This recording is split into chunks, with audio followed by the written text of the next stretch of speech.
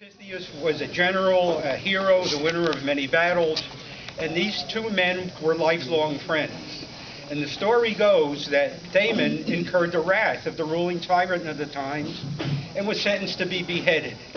And prior to the execution time, Pythias, his friend, went up to the tyrant and he asked that Damon be given a respite so he could visit his family one more time.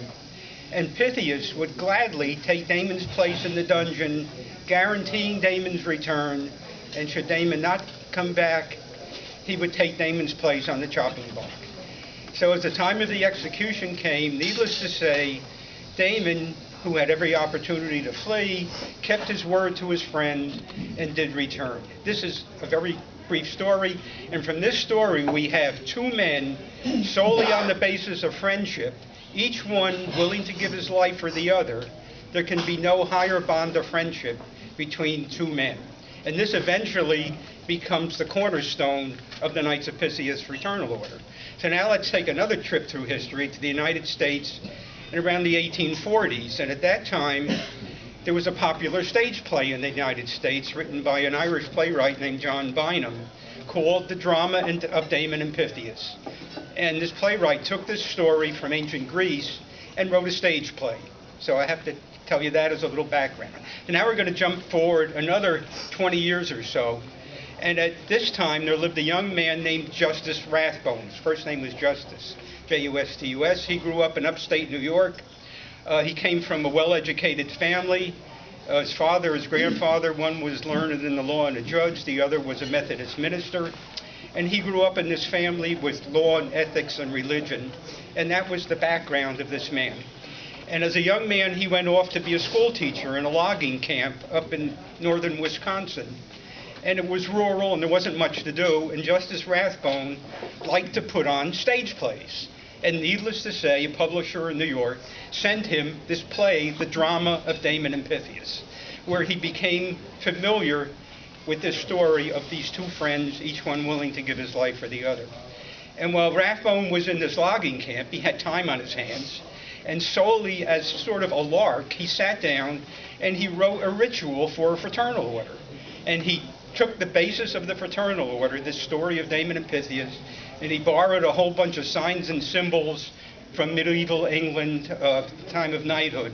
And he put this fraternal order together, and he really didn't do anything with it. He just put it aside.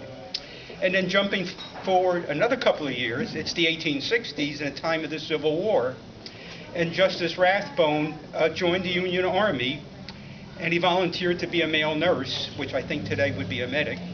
And he was stationed in Washington, D.C. early in the war. And at that time, there were people in Washington, it was right below the Mason-Dixon line, who supported the North, supported the South. They all got along with each other and they would argue the issues of the day. But as the war droned on, when people took one side or the other, they stopped associating with each other. And Justice Rathbone was disturbed by seeing friendship broken up. He was disturbed by the war. He was disturbed because the clergymen of the day were preaching brotherly love and nobody was doing anything about it. And he thought, wouldn't it be nice if there was a place where people could meet in an environment where friendship reigned supreme? And he went and he yanked out this ritual that he had written several years before, and he showed it around to a bunch of his friends and his colleagues, co-workers, and they were all unbelievably impressed by this ritual that this man had written. And they said, let's do it. Let's form a lodge here in Washington.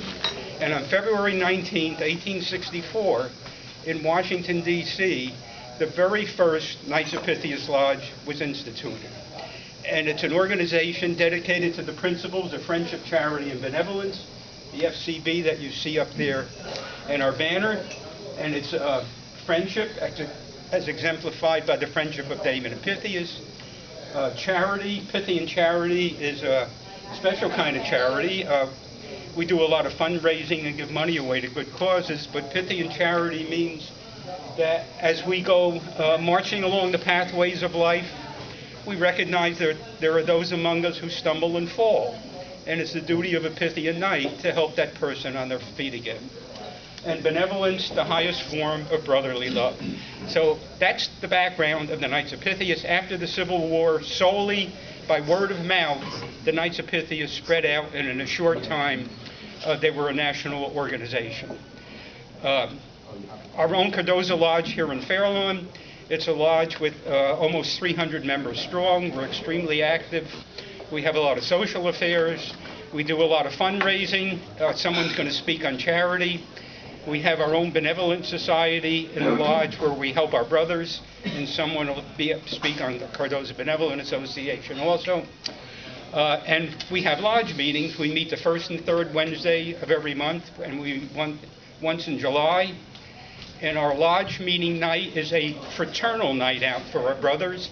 We have our lodge meeting held in a ritualistic form, and after the meeting we have a collation. This lodge likes to eat. And the collation is a sit-down at the senior center, and we have food, and it gives everybody the chance to hang out and schmooze and BS and kibitz with their lodge brothers and friends.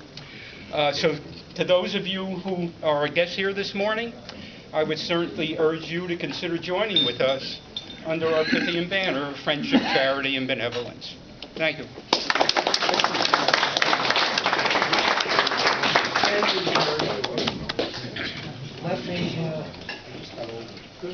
Let me add that there is no truth to the rumor that Jerry was